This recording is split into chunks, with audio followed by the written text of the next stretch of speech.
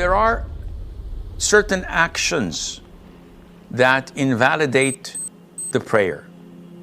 So if you learn them and master them, you don't need to ask, Sheikh, I did this, I did that. Would that invalidate my prayer? If you master these, alhamdulillah.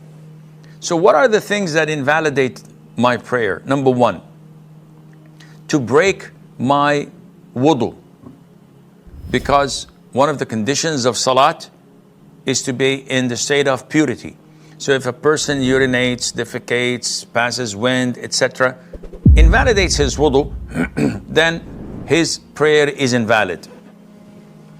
Imagine someone in prostration and he takes a nap, he sleeps, wakes up after 5-7 minutes and says, whoops, I took a nap. Yeah, your prayer is invalid, akhi, because you broke your wudu. Number two, to be in touch with an impurity, an impure substance.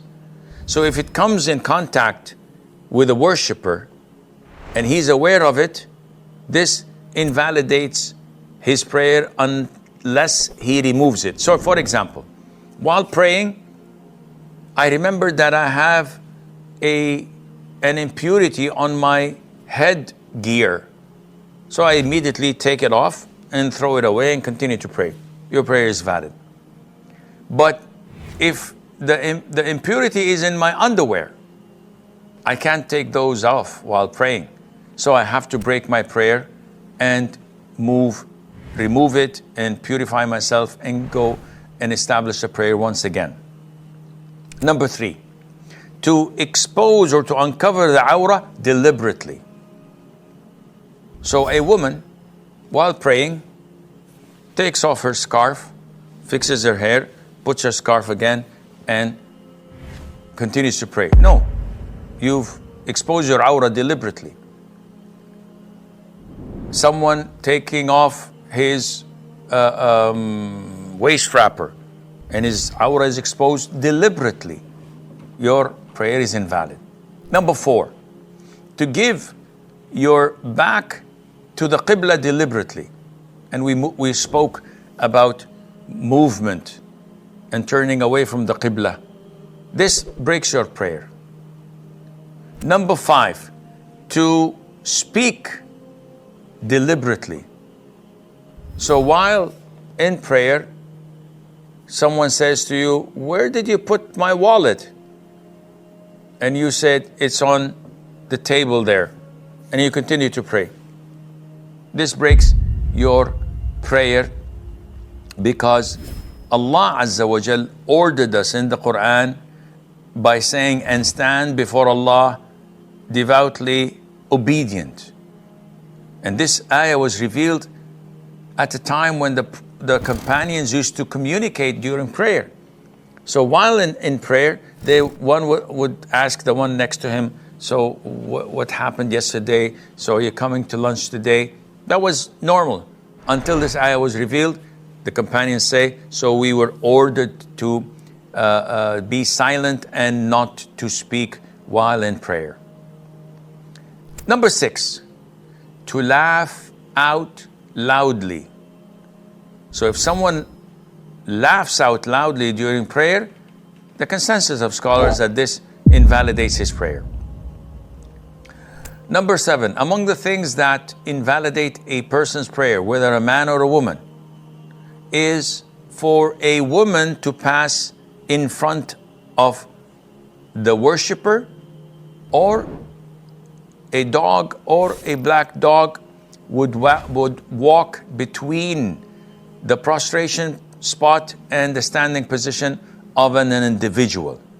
The Prophet said, alayhi salam, when one of you stands to pray, he will be screened if he has something in front of him that is like the back of a saddle. If he does not have something in front of him that is like the back of a saddle, which means that is this height, then his prayer will be interrupted. If a donkey, a woman, or a black dog passes in front of him. And this hadith was narrated by Imam Muslim. Now, I know that many people would say, whoa, you're resembling women to dogs and donkeys? I said, no, I'm not. This is the hadith of the Prophet ﷺ. And this is part of worshiping Allah without asking for justification or a legitimate reason. We comply without arguing. And this invalidates the prayer of a man praying or even a woman. So if a sister passes in front of her mom or her sister, between her prostration position and standing position, this invalidates her prayer. Number 8, to abandon one of the pillars, to omit an essential part or condition or obligatory part of the prayer deliberately without any excuse. And we spoke about this before when we talked about the pillars and the obligatory actions. Number 9, to eat or drink deliberately. Ibn al-Mundhir reported the consensus of scholars that whoever drinks or eats during his fard prayer deliberately and intentionally, that his prayer is invalid and he has to repeat that all over again. Number 10, deliberately adding a pillar or putting a pillar in the position of another pillar. So someone adding a 5th rak'ah in dhuhr deliberately, or prostrating before doing ruku' deliberately. This invalidates the prayer. Number 11, canceling the intention. And this has to have the firm intention to leave the prayer, not an intrusive thought that comes to your head while praying saying, oh, I think I'm gonna leave prayer to do this and that. It's an intrusive thought. No, we're talking about a sincere, firm intention to leave the prayer and to break it. This invalidates the prayer. Now, when we talked about laughing, that breaks a prayer, laughing, as scholars divide it into categories or levels. Level 1 is just to smile. So someone is praying and then he does this. This does not invalidate his prayer. Laughing out loud, this breaks the prayer without any doubt.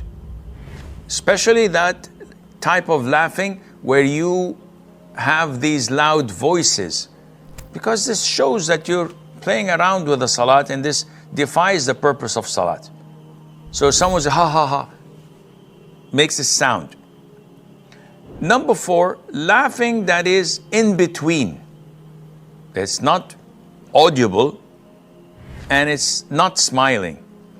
The majority of scholars say that this invalidates the prayer if 1 or 2 letters have been uttered. So these type of sounds would invalidate your prayer. Even if you don't make a sound, if you start shaking your shoulders, this invalidates your prayer, and Allah Azza wa Jal knows best. Have you checked out the One Islam TV app yet? Well, if you haven't, here is some feedback from those who have. Absolutely worth it, and an excellent service to provide with so many videos to choose from, and all ad-free. It's awesome that I can watch while working, listen to good lectures, and discuss with fellow Muslims all in one place. Without ads, I got tired of YouTube. This app has changed my life. This app is perfect. So many videos to choose from on all topics. May Allah reward those who made this app.